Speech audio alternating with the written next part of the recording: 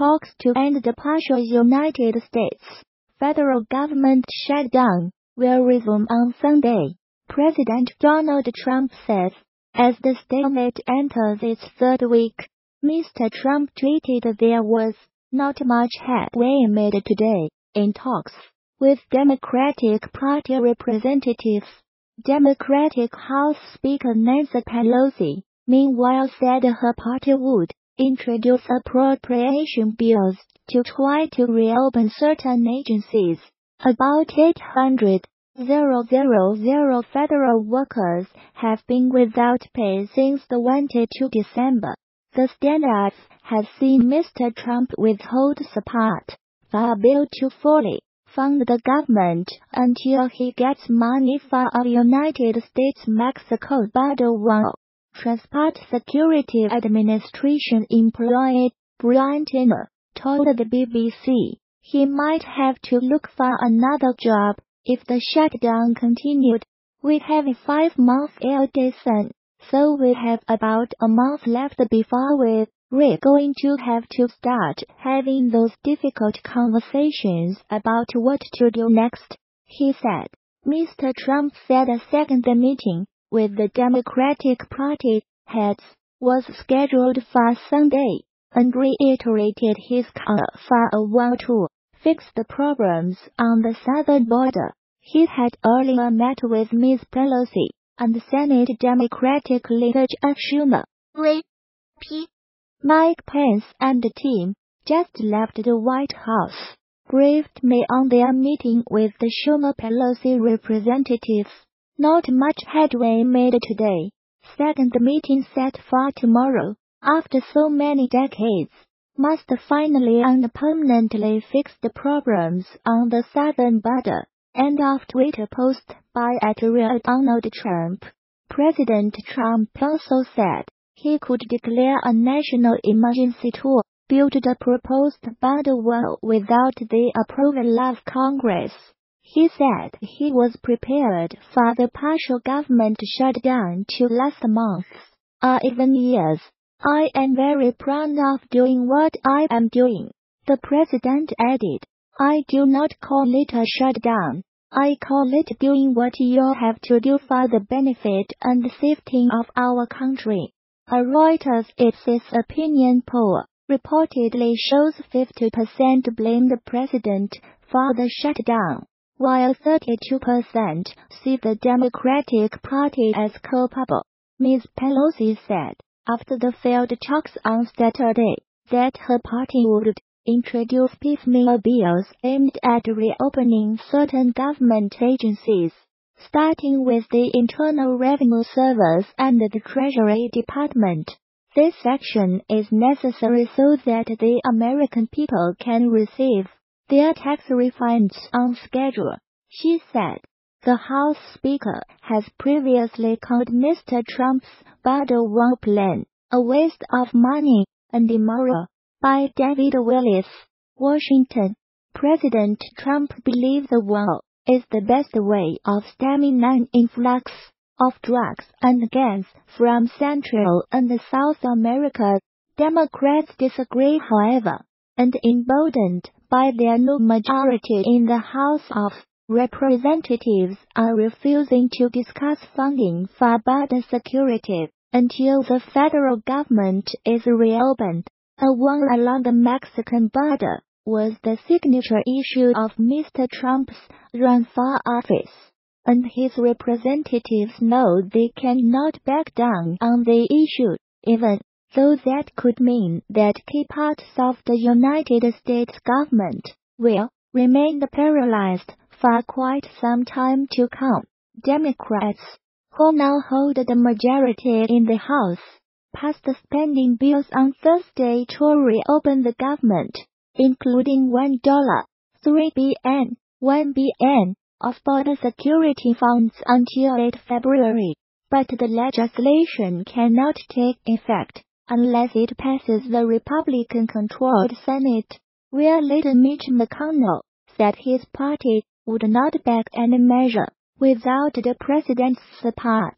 The Kentucky senator called the Democratic budget a time-wasting act of political posturing. In Friday's news conference, Mr. Trump also told reporters he might consider asking his cabinet to decline a $10,000 pay rise that is due to take effect because a pay freeze has expired as an inadvertent result of the shutdown. The fiscal fiasco began when Congress and Mr. Trump failed to reach an agreement over a budget bill in December. The Republicans had passed an initial funding bill, including $5 billion for the wall, when they still had a majority in the House.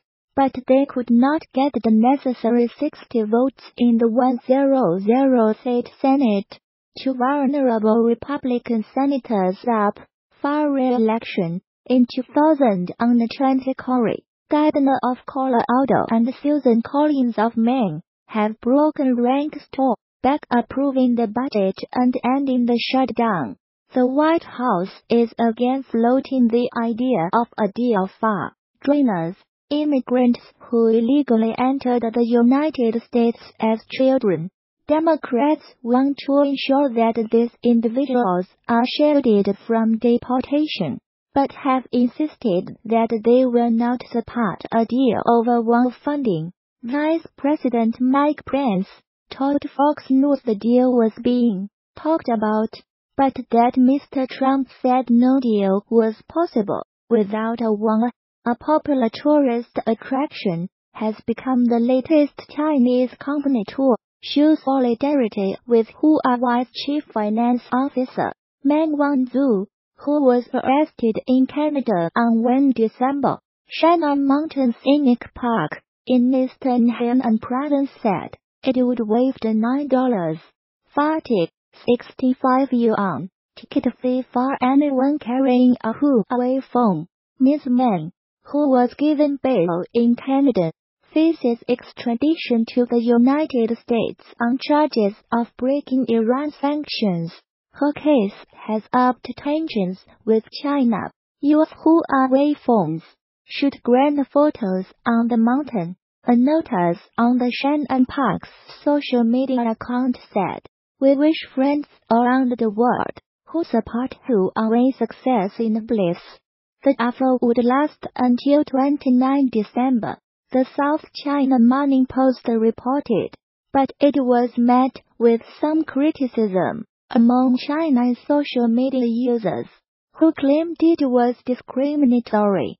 Huawei phone owners are being offered other entitlements too.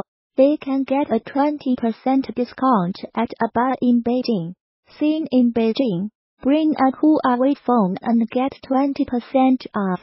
Similar to this story, we covered yesterday https ://QQXL1IYPQL Twitter.com Sokolov. End of Twitter post by @LuoShunji. At least one firm has threatened to penalize anyone buying Apple products. A few days ago, Manpada Shenzhen, based London display manufacturer, offered subsidies to any employees buying Huawei phones. It also pledged to fine anyone who bought an Apple iPhone. United States prosecutors alleged Ms. Meng 46 used a Huawei subsidiary called Skycom to evade sanctions on Iran between 2009 and 2014. They also allege she publicly misrepresented Skycom as being a separate company from Huawei, and that she deceived banks about the true relationship between the two companies. Ms. Meng, who is the daughter of Huawei's founder, has denied any wrongdoing and said she will contest the allegations. Life of Huawei's high-flying heiress. The United States has been investigating the Chinese telecoms giant, the world's second-largest smartphone maker, since 2016, believing that it used Skycom to bring the United States manufacturing equipment and millions of dollars in transactions to Iran in violation of sanctions. Ms. Man's detention comes amid an increasingly acrimonious trade dispute between Washington and Beijing. China is angry at her detention, saying she has not violated any laws.